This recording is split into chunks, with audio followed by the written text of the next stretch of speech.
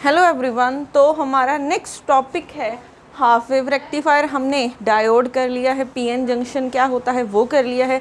अब उसके बाद हम एप्लीकेशंस करते हैं। एप्लीकेशंस में डायोड की हम क्लिपर पढ़ चुके हैं, क्लम्पर पढ़ चुके हैं। अब हमारा नेक्स्ट टॉपिक क्या है, हाफ वेव रेक्टिफायर। तो half wave rectifier means half का मतलब आपको पता चलेगा जब हम इसकी आउटपुट बनाएंगे, ठीक है।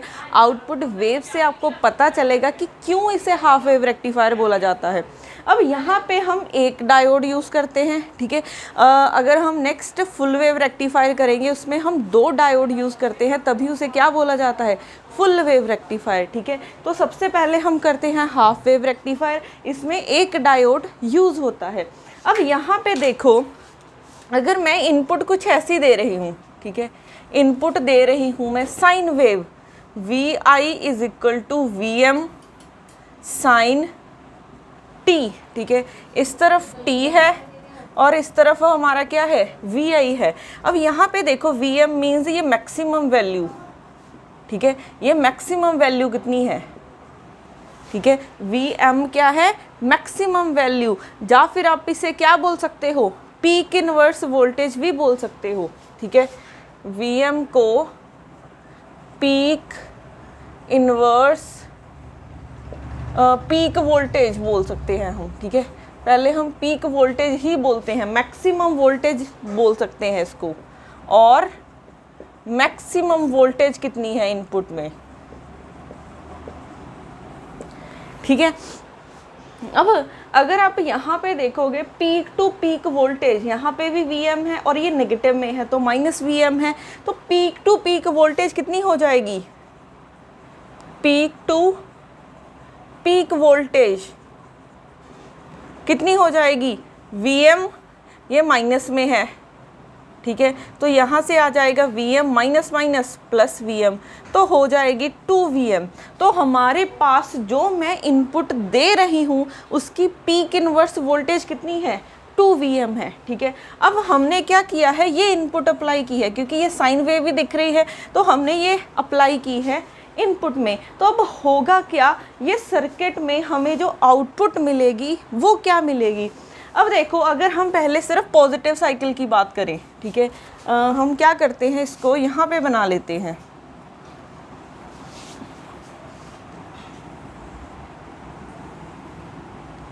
ये है हमारे पास इनपुट और ये हम बनाएंगे उसके करस्पॉन्डिंग आउटपुट, ठीक है। अगर मैं पॉजिटिव साइकिल की बात करूं, ठीक है, ये हमारा पॉजिटिव साइकिल है और ये क्या है, नेगेटिव साइकिल है। अगर मैं पॉजिटिव साइकिल की बात कर रही हूँ तो हमारे पास यहाँ पे पॉजिटिव, यहाँ पे नेगेटिव, ठीक है। अब यहाँ पे ट्रांसफॉर्मर लगा होता है, इससे हमें कोई मतलब नहीं है, ठीक है। सिर्फ आपको एक प्रॉपर्टी बता देती हूँ मैं, ये जो इनपुट है वो सिर्फ इस कॉइल में फ्लो करती है, ठीक है। यहाँ पे हम ईडी में कर चुके हैं कि म्यूचुअल इंडक्टेंस की वजह से, ठीक है, या फिर म्यूचुअल इंडक्टेंस की वजह से यहाँ पे ईएम प्रोड्यूस हो जाएगी, ईएमएफ प्रोड्यूस हो जाएगी। करंट इसमें फ्लो हो रहा है, ठीक है, करंट इसमें फ्लो हो रहा है, किसकी वजह से, ये जो हमने इनपुट अप्लाई की है। तो हमने पॉजिटिव साइकिल दिया है तो यहाँ पे पॉजिटिव, यहाँ पे नेगेटिव। तो अब यहाँ पे जो सेकेंडरी कॉइल है इसको हम बोलते हैं प्राइमरी कॉइल, ठीक है, ये हो जाएगी हमारी सेकेंडरी कॉइल। अब करंट हमारा प्राइमरी कॉइल में है, म्यूचुअल इंडक्टेंस की वजह से इसमें भी ईएमएफ प्रोड्यूस हो जाएगी, तो यहाँ पे भी करंट फ्लो होना स्टार्ट हो जाएगा। अब पॉजिटिव अटैच हुआ पॉजिटिव के साथ, नेगेटिव अटैच होता है नेगेटिव के साथ, तो ये डायोड क्या करेगा, फॉरवर्ड बायस हो जाएगा। अगर ये फॉरवर्ड बायस होता है तो करंट हमारा फ्लो करेगा, ठीक है, करंट हमारा फ्लो करेगा। करंट कैसे फ्लो करता है, पॉजिटिव से नेगेटिव की तरफ ही जाता है, तो ये करंट ऐसे फ्लो कर जाएगा, आई करंट, ठीक है। तो जैसे ही आपने क्या दिया है, इनपुट दी है, ठीक है, अब यहाँ पे देखो हम वो भी कर चुके हैं कि फॉरवर्ड बायस में हमारे पास डायोड किसकी तरह काम करता है, diode as a short circuit की तरह काम करेगा। अगर मैं इसका इक्विवेलेंट सर्किट बनाऊँ, ये शॉर्ट सर्किट कर दिया, यहाँ पे हमने आउटपुट लेनी है, यहाँ से आ रही है इनपुट, ठीक है। तो यहाँ से देखो कोई भी और रेजिस्टेंस तो नहीं है, इसके क्रॉस तो हमने आउटपुट ही लेनी है। तो जो पूरी की पूरी इनपुट है वो हमें इस रजिस्टर के क्रॉस क्या हो जाएगी, ड्रॉप हो जाएगी। तो पूरी की पूरी इनपुट हमें आउटपुट में मिल जाएगी। तो जब आपके पास पॉजिटिव साइकिल आ रहा है तो पूरी की पूरी इनपुट आपकी आउटपुट बन रही है। तो जैसी आपकी इनपुट थी वैसी ही आउटपुट हो जाएगी, ठीक है। अब हम बात करते हैं जब मैंने नेगेटिव साइकिल दिया, ठीक है। जब मैंने नेगेटिव साइकिल दिया तो यहाँ पे नेगेटिव, यहाँ पे पॉजिटिव, ठीक है। यहाँ पे करंट इसमें फ्लो हुआ, म्यूचुअल इंडक्टेंस की वजह से इसमें भी करंट फ्लो हो जाएगा। यहाँ पे नेगेटिव, यहाँ पे पॉजिटिव। अब यहाँ पे देखो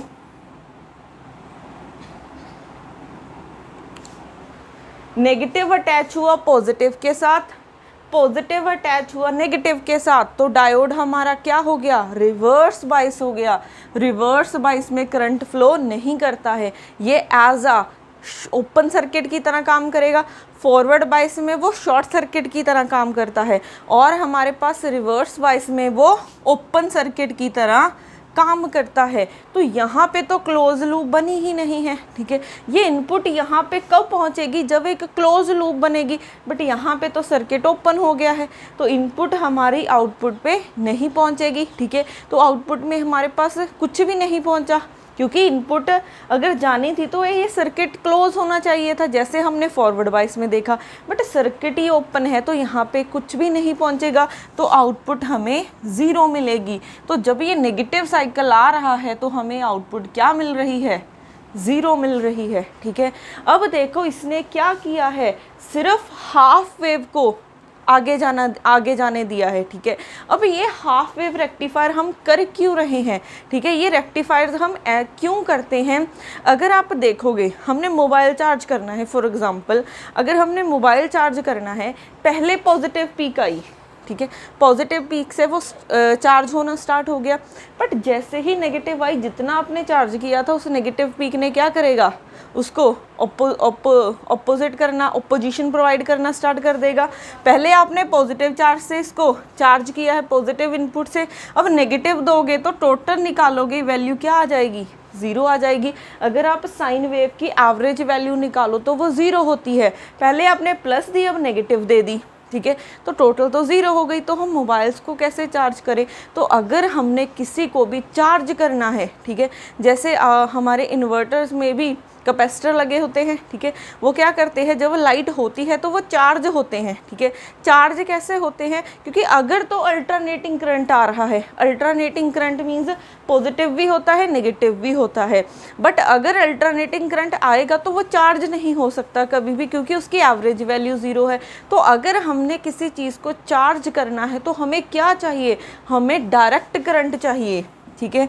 हमें डायरेक्ट करंट चाहिए जिसकी एक कांस्टेंट वैल्यू होगी, जिसकी एक कांस्टेंट वैल्यू होगी। तो हम ये रेक्टिफायर कर क्यों रहे हैं, हम इसलिए कर रहे हैं ताकि हम एसी को डीसी में कन्वर्ट कर सकें।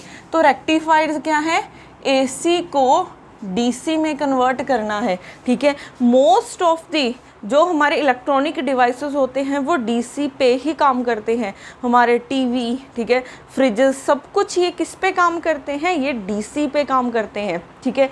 तो हमारे पास हमें अब हमारा मेन मोटिव क्या है, हमें डीसी चाहिए, ठीक है।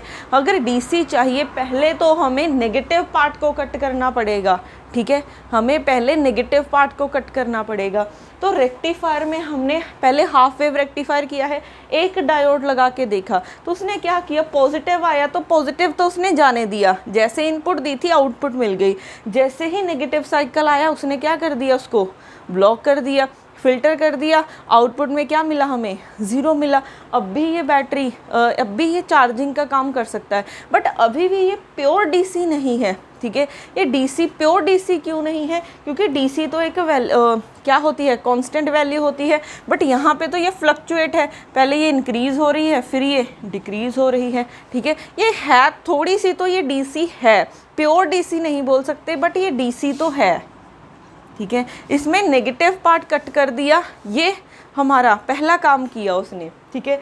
अब यहाँ पे, ठीक है, तो हाफ वेव रेक्टिफायर मींस ये नाम, इसका नेम क्यों पड़ा है, ये इस वजह से पड़ा है कि ये क्या करता है, सिर्फ एक पार्ट को आउटपुट पे जाने देता है, ठीक है। हाफ पार्ट को आउटपुट पे जाने देगा, पॉजिटिव को जाने दिया, नेगेटिव को ब्लॉक कर दिया।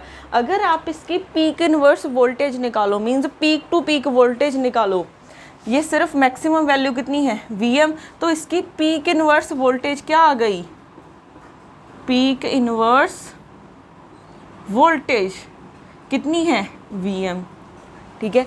हमारे इनपुट में कितनी थी 2 Vm, हाफ ही रह गई है, तब भी इसका नेम क्या है, हाफ वेव रेक्टिफायर, ठीक है। तो याद रखना, रेक्टिफायर क्या करते हैं, अल्टरनेटिंग करंट टू DC में कन्वर्ट करते हैं, ठीक है। हम DC में कन्वर्ट क्यों कर रहे हैं, अगर हमने चार्जिंग करनी है तो हमें DC करंट चाहिए, अगर अल्टरनेटिंग करंट यूज़ करेंगे तो उसकी एवरेज वैल्यू 0 होती है, तो हम चार्जिंग नहीं कर पाएंगे, ठीक है। मोस्ट ऑफ दी जो इलेक्ट्रॉनिक डिवाइसेस होते हैं वो क्या होते हैं, हमारे DC पे काम करते हैं, तभी हमें DC में कन्वर्ट करना पड़ा। तो अब यहाँ पे वेस्टेज हो रही है, जो नेगेटिव साइकिल है, जब नेगेटिव साइकिल आ रहा है तो यहाँ पे आउटपुट पे 0 मिल रहा है, तो ये वेस्ट होने वाला ही काम है, ठीक है। तो हम इस चीज़ को वेस्ट नहीं करना चाहते, ये नेगेटिव साइकिल भी हमारा क्या बनना चाहिए, DC में कन्वर्ट होना चाहिए। तो हम ये DC में कैसे कन्वर्ट करेंगे वो हम नेक्स्ट देखेंगे half wave full wave rectifier में, ठीक है। वो फुल वेव रेक्टिफायर हम बाद में करेंगे, पहले इसकी कुछ टर्म्स करते हैं, ठीक है।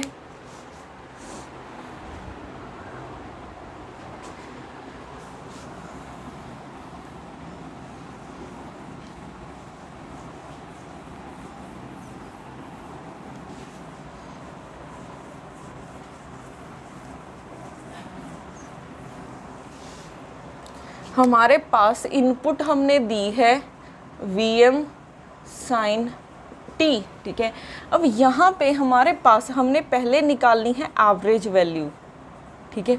अब किसी की एवरेज वैल्यू हम देखो कैसे निकालते हैं, 1/t 0 to t, यहाँ पे क्या हो जाएगा, जिसकी आप निकालना चाहते हो, जैसे हम Vi की निकालना चाहते हैं तो यहाँ पे Vi लिख देंगे और यहाँ पे क्या हो जाएगा dt, ठीक है, क्योंकि ये t के ही हैं लिमिट्स।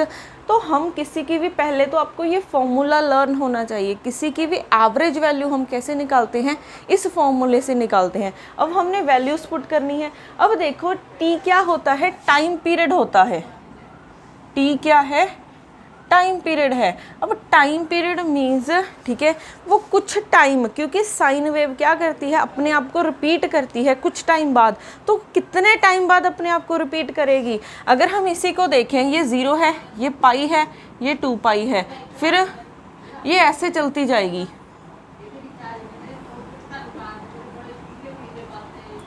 2 पाई, फिर आ जाएगा आपके पास 3 पाई/2, फिर आ जाएगा 4 पाई, ठीक है। ये कुछ ऐसा ही चलेगा। तो अब देखो इतने पोर्शन के बाद, ठीक है, इतने टाइम के बाद ये वेव फिर से सेम ही आ गई, तो हमारे पास इसका टाइम पीरियड क्या है, 2 पाई है। टाइम पीरियड मीन्स वो टाइम, ठीक है, वो टाइम, ठीक है, जिसके बाद वेव अपने आप को क्या कर रही है, रिपीट कर रही है। तो 2 पाई, ठीक है, 2 पाई टाइम के बाद ये वेव अपने आप को रिपीट कर रही है। तो इसके लिए हमारे पास क्या आ जाएगा, टाइम पीरियड 2 पाई आ जाएगा, t की वैल्यू 2 पाई, 0 से 2 पाई, v इनपुट की वैल्यू Vi dt, ठीक है। अब यहाँ से 1/2 पाई। अब देखो यहाँ पे हमारे पास, ठीक है, जो हम ये एवरेज वैल्यू निकालना चाहते हैं, ये हम किसकी निकालना चाहते हैं, ये हम निकालना चाहते हैं जो हमें आउटपुट क्या मिल रही है, ठीक है। हम इसके क्रॉसपॉन्डिंग आउटपुट फाइंड करना चाहते हैं, तो हम आउटपुट की निकालना चाहते हैं एवरेज वैल्यू, हम आउटपुट की एवरेज वैल्यू निकालना चाहते हैं, ठीक है। यहाँ पे लिखना V आउटपुट, ठीक है। अब आउटपुट में आपको क्या मिल रहा है वो हमें निकालना है। तो 0 से पाई, ठीक है। अब यहाँ पे देखो, अगर हमें इनपुट की एवरेज वैल्यू चाहिए, ठीक है, इनपुट की एवरेज वैल्यू चाहिए, तो वो तो आपको पता ही है, साइन वेव की एवरेज वैल्यू निकालोगे वो तो 0 होती है। बट हमें क्या चाहिए, आउटपुट की एवरेज वैल्यू चाहिए। तो यहाँ पे हम आउटपुट की एवरेज वैल्यू निकालेंगे, ठीक है। आप यहाँ पे लिख भी सकते हो, ये हमारी वी इनपुट थी, ये कब है, जब t हमारा 0 से 2 पाई के बीच में लाई कर रहा है, ठीक है। बट यहाँ पे अगर हम आउटपुट की बात करें, तो अगर तो 0 से पाई के बीच में देख रहे हो तो Vm sin t मिलेगा, ठीक है। अगर आप पाई से 2 पाई के बीच में देखोगे तो आपको 0 मिलेगा। अगर 0 से पाई देखोगे तो आपको कुछ मिल रही है आउटपुट, बट पाई से 2 पाई देखोगे तो आपको आउटपुट क्या मिल रही है, 0 मिल रही है, ठीक है। तो हमें आउटपुट की एवरेज वैल्यू निकालनी है। तो अब देखो यहाँ पे 0 से पाई किया तो वैल्यू क्या है, Vm sin t dt plus क्या हो जाएगा, पाई से 2 पाई जाओगे तो V आउटपुट की वैल्यू 0 इंटू dt हो जाएगा, ठीक है। तो यहाँ से V average is equal to 1/2 pi, ठीक है। अब देखो Vm बाहर निकाल सकते हैं, कांस्टेंट है, 0 से पाई sin t dt, ये तो 0 ही बन गया।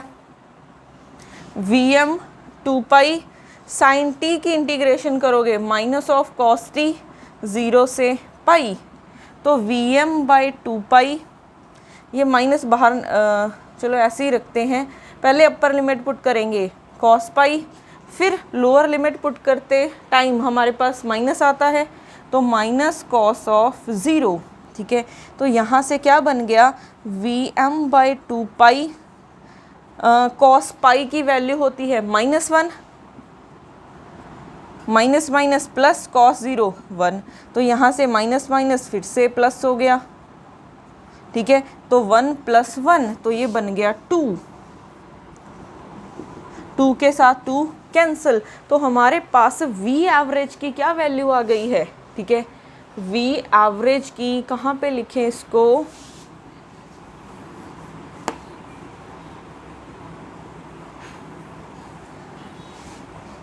हमारे पास V average is equal to Vm/पाई,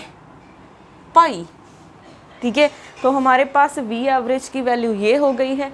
हमने ये वोल्टेज निकाली है, ठीक है। अगर आपने करंट की एवरेज वैल्यू निकालनी हो, जो आउटपुट में हमको करंट मिल रहा है, तो I एवरेज किसके इक्वल हो जाएगा, सिर्फ Im/पाई कर देना, ठीक है, Im/पाई कर देना। अब देखो ओम्स लॉ से V किसके इक्वल होता है, IR के, तो यहाँ पे M हो जाएगा M, तो Im क्या हो जाएगा, Vm/R।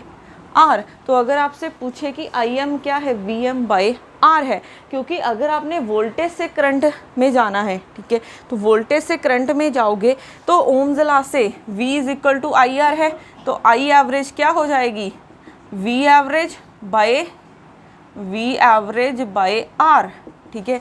अब V एवरेज की वैल्यू कितनी है, Vm/पाई इंटू R, इसको हमने क्या लिख दिया है, Im/पाई, ठीक है। तो सिर्फ इतना याद रखना कि V एवरेज निकालना, I एवरेज निकालना है, तो सिर्फ Vm की जगह पे Im कर देना, और Im क्या होता है, Vm/R, ओम्स लॉ यूज़ करके, ठीक है। तो ये टर्म याद रखना। अब उसके बाद हमने एवरेज वैल्यू निकालनी है, ठीक है। अब हम निकालते हैं नेक्स्ट RMS वैल्यू।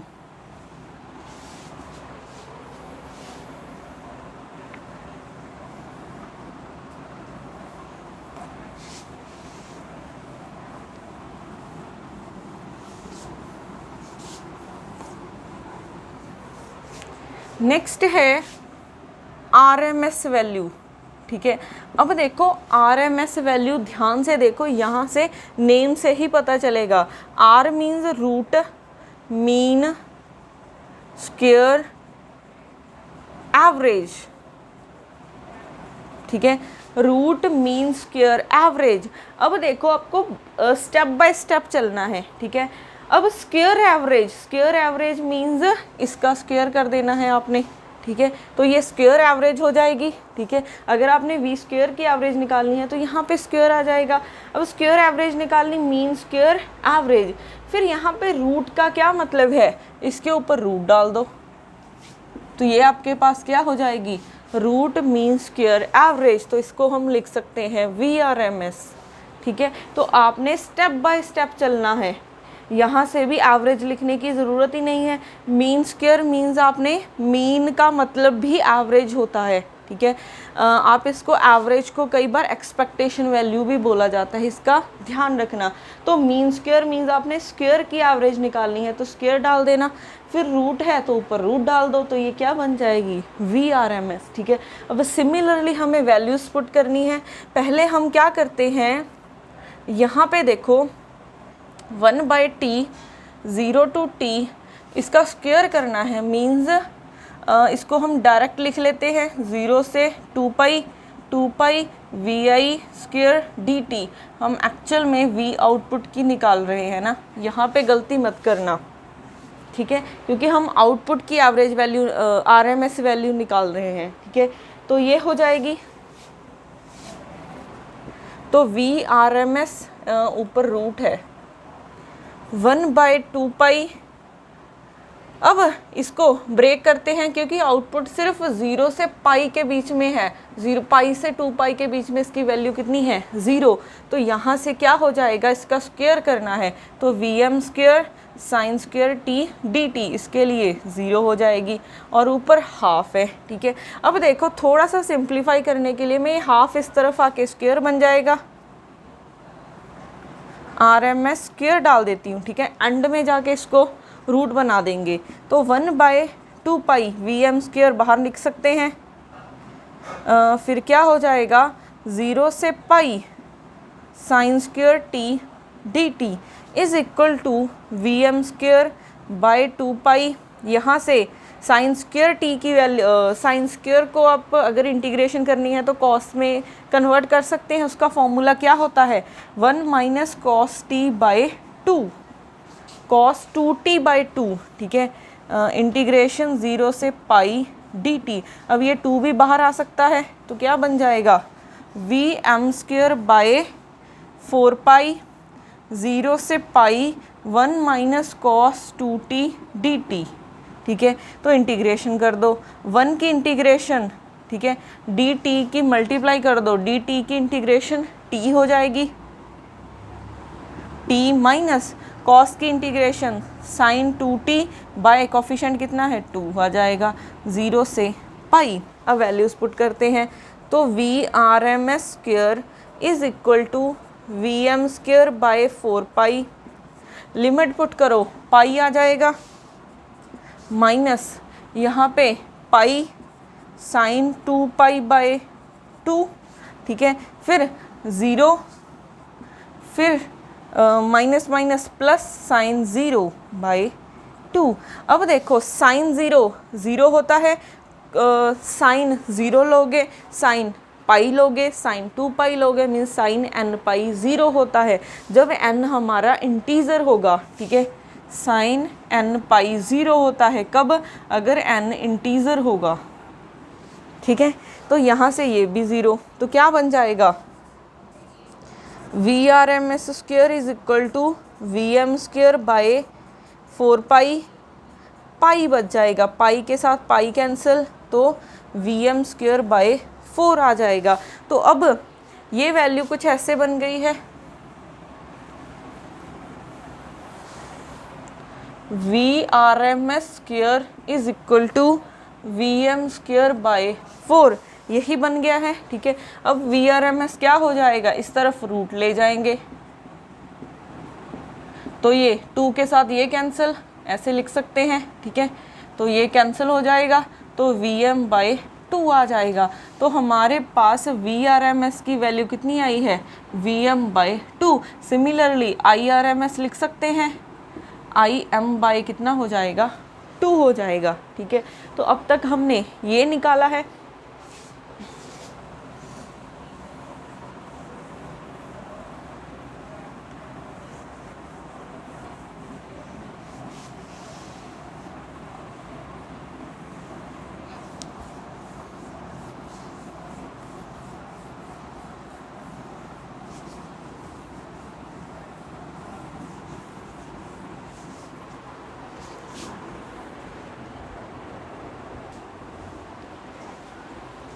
अब हमारे पास नेक्स्ट कुछ टर्म्स हैं, ठीक है।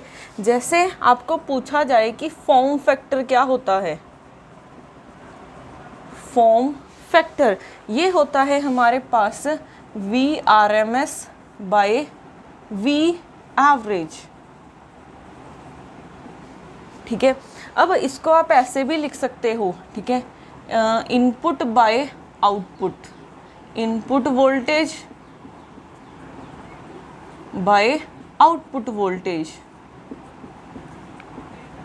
ठीक है। तो फॉर्म फैक्टर क्या होगा, input voltage by output voltage. मैं वोल्टेज ले रही हूँ, आप करंट की टर्म्स में भी लिख सकते हो, input current by output current, कोई चेंजेस नहीं आएंगे, ठीक है, आंसर में। अब यहाँ पे याद रखना, जब भी आप AC की बात करोगे, ठीक है, अल्टरनेटिंग करंट की बात करोगे, अल्टरनेटिंग करंट हमारे पास ऐसा होता है, अगर आप इसकी एवरेज वैल्यू निकालने जाओगे तो वो ज़ीरो होगी, इसकी एवरेज वैल्यू क्या होगी, ज़ीरो होगी, ठीक है। बट कभी भी अगर आप V एवरेज, अगर आपने यहाँ पे इनपुट वोल्टेज लिखनी है, ठीक है, तो आप लिखोगे V एवरेज, तो V एवरेज हमारा क्या होता है, ज़ीरो, तो हमारा फॉर्म फैक्टर भी ज़ीरो हो जाता है। हम RMS तक क्यों गए हैं, रूट मीन स्क्वायर वोल्टेज तक क्यों गए हैं, ताकि जो हमारी कई बार हमारी एवरेज वैल्यू ज़ीरो आ जाती है, ठीक है, तो हमें एस्टीमेट कहाँ से मिलेगा एवरेज वैल्यू का, तो हम mean square average, root mean square average से एस्टीमेट लगाते हैं। तो जब भी आपकी AC की बात होगी, ठीक है, जब भी AC में अगर इनपुट में अल्टरनेटिंग करंट पड़ा है तो आपने V एवरेज कभी भी नहीं लेना, आप VRMS लेके चलोगे, तब भी लिखा है इनपुट वोल्टेज हमारी AC आ रही है, ठीक है, तो मैंने यहाँ पे VRMS लिखा है। आउटपुट वोल्टेज हमारी DC होगी, ये AC है और ये क्या होगी, DC, क्योंकि हाफ वेव रेक्टिफायर है तो ये काम क्या करता है, AC को DC में कन्वर्ट करता है। ये हमारी इनपुट है और ये हमारी आउटपुट है, ठीक है। तो अगर आप DC की बात करोगे तो DC में तो एवरेज वैल्यू का कोई चक्कर ही नहीं है, क्योंकि अगर हम DC बनाएं तो ये आई है हाफ वेव रेक्टिफायर के लिए, इसकी तो एवरेज वैल्यू कुछ आती है, ठीक है, वो हमने निकाली भी है, कितनी निकाली है, Vm/π। तो जब भी आप DC की बात करोगे आप एवरेज वैल्यू लिख सकते हो, ठीक है, तभी मैंने यहाँ पे एवरेज वैल्यू लिखी है।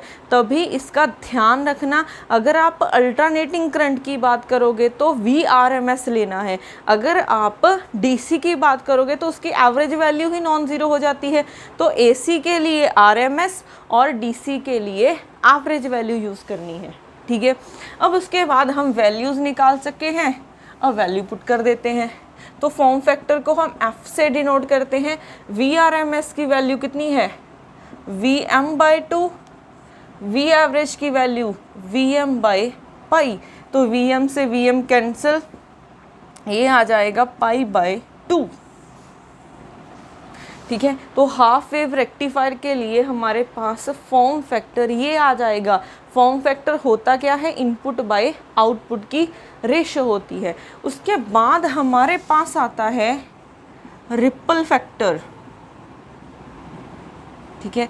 अब ये रिपल फैक्टर क्या है, क्योंकि हमने बोला था आउटपुट में हमें ये मिल रहा है, ठीक है, आउटपुट में हमें ये मिल रहा है। हमने क्या बोला था कि rectifier AC to DC convert करता है, DC तो हमारे पास सिर्फ ये एक कांस्टेंट वैल्यू होती है, बट आउटपुट में तो ये मिल रहा है। तो ये क्या है, इसमें रिपल्स आ रहे हैं। रिपल का मतलब है कि ये पल्सेटिंग वोल्टेज बोल सकते हो, ठीक है, पल्सेस आ रही हैं, मीन्स ये वैल्यू वेरी कर रही है, ठीक है, पहले इंक्रीज हुई फिर क्या हो रही है, डिक्रीज हो रही है। तो इसमें हमारे पास रिपल्स आ रहे हैं, ठीक है।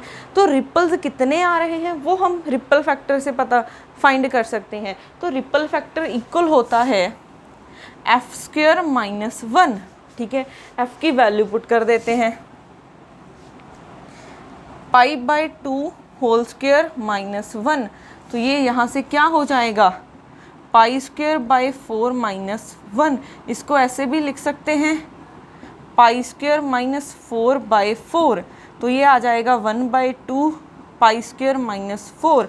आप इसकी वैल्यू लिख लेना, ठीक है। एफ की वैल्यू किसके इक्वल होगी, पाई बाय 2 के। मैं इसकी वैल्यू लिखवा देती हूँ आपको। इसकी वैल्यू आ जाएगी आपके पास 1.57 और इसको आप कैलकुलेट कर लेना, इसकी वैल्यू आ जाएगी 1.21, ठीक है। इसकी वैल्यू 1.21 आ जाएगी।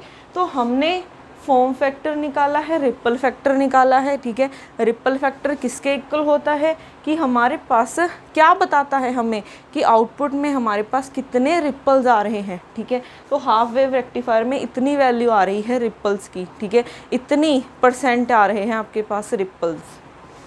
अब नेक्स्ट हम निकालते हैं रिपल वोल्टेज निकालनी हो, ठीक है। ये तो रिपल फैक्टर था, रिपल वोल्टेज निकालनी हो तो वो किसके इक्वल होगी।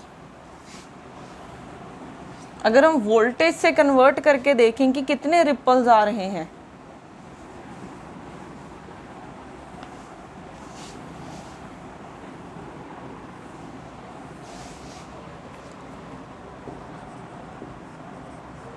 रिपल वोल्टेज, तो रिपल वोल्टेज किसके इक्वल होगी, VRMS² माइनस V एवरेज², ठीक है। वैल्यू पुट कर दो, VRMS² VM² बाय 4 हो जाएगा, ठीक है। आप इसको ऐसा लिख सकते हो, minus V average VM by pi का होल स्क्वायर। तो यहाँ से आ जाएगा VM² by 4 minus VM² by pi square. तो यहाँ से ये कॉमन आ जाएगा VM, ठीक है। 2 के साथ रूट कैंसिल हो जाएगा, तो 1/4 माइनस 1/पाई स्क्वायर। तो हमारी इतनी रिपल वोल्टेज आ जाएगी, ठीक है। उसके बाद हमारा पास मेन, ठीक है, वो रहता है, वो क्या होता है, हमने एफिशिएंसी निकालनी है। एफिशिएंसी का क्या मतलब होता है कि हम इनपुट दे रहे हैं, हमें आउटपुट में कितनी आउटपुट हमें मिल रही है, ठीक है। हमने AC टू DC करना था, इस रेक्टिफायर ने कितनी DC में कन्वर्ट करके हमें दी है अल्टरनेटिंग करंट, ठीक है। तो एफिशिएंसी किसके इक्वल होती है,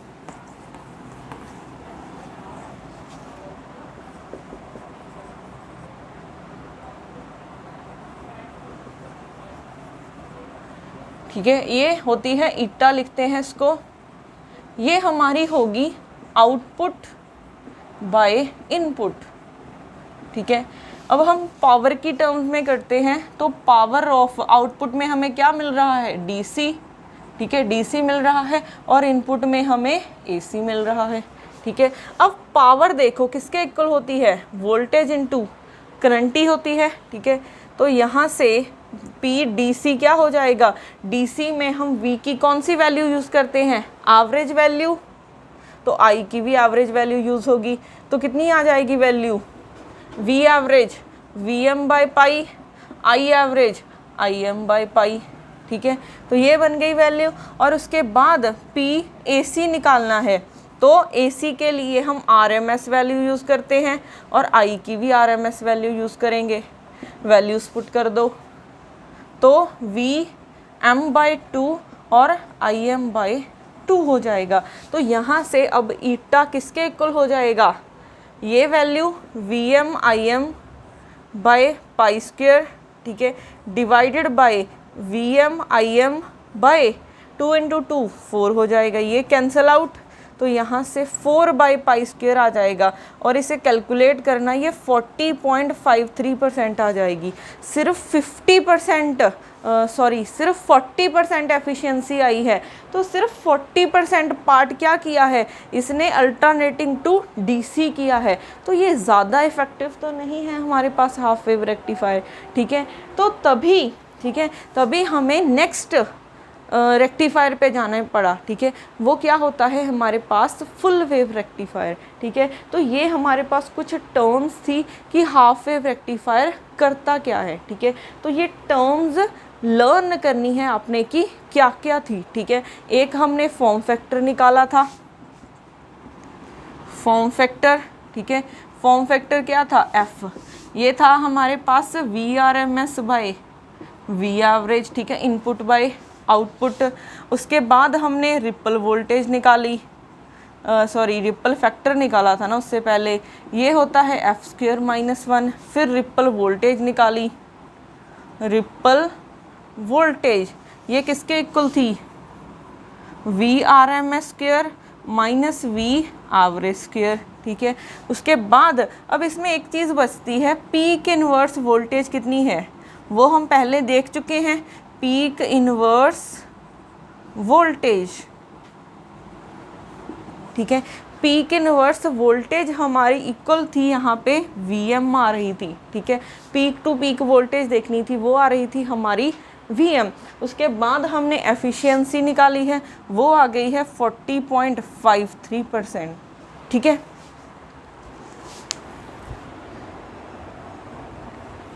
उसके बाद अब हमारे पास एक फैक्टर बचा है सिर्फ, वो फैक्टर कौन सा है, क्रस्ट फैक्टर, ठीक है।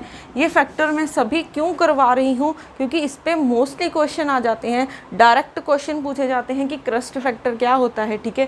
क्रस्ट फैक्टर होता है पीक इनवर्स वोल्टेज, ठीक है। इसको मैं लिखती हूँ पीक इनवर्स, करंट की टर्म्स में भी निकाल सकते हो आप, वोल्टेज की टर्म्स में भी निकाल सकते हो, ठीक है। Peak inverse voltage divided by RMS value, ठीक है। तो Vp क्या हो जाएगा, Vm बाय RMS वैल्यू कितनी थी, Vm/2, तो ये कैंसिल, ये 2 ऊपर चला जाएगा, तो आपके पास क्रस्ट फैक्टर ये हो जाएगा, ठीक है। तो इतनी टर्म्स आपको पता होनी चाहिए, ठीक है।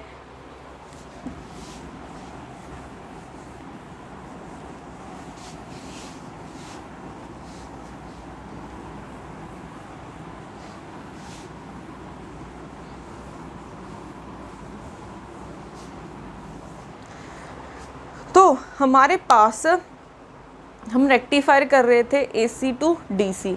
अब अगर हम हाफ वेव रेक्टिफायर यूज़ कर रहे हैं, इसकी एफिशिएंसी हमारे पास सिर्फ 40% आई है, ठीक है। 40% तो ज़्यादा इफेक्टिव नहीं है, हमें क्या चाहिए, अप्रोक्सीमेटली जैसे 80 to 90% एफिशिएंसी आनी चाहिए, क्योंकि अगर 40% आएगी तो उसका 60% वेस्ट हो रहा है, तो हम वो वेस्ट नहीं करना चाहते हैं, ठीक है। तो इसके लिए हम नेक्स्ट जाएंगे फुल वेव रेक्टिफायर पे, वो हम करेंगे हमारी नेक्स्ट वीडियो में।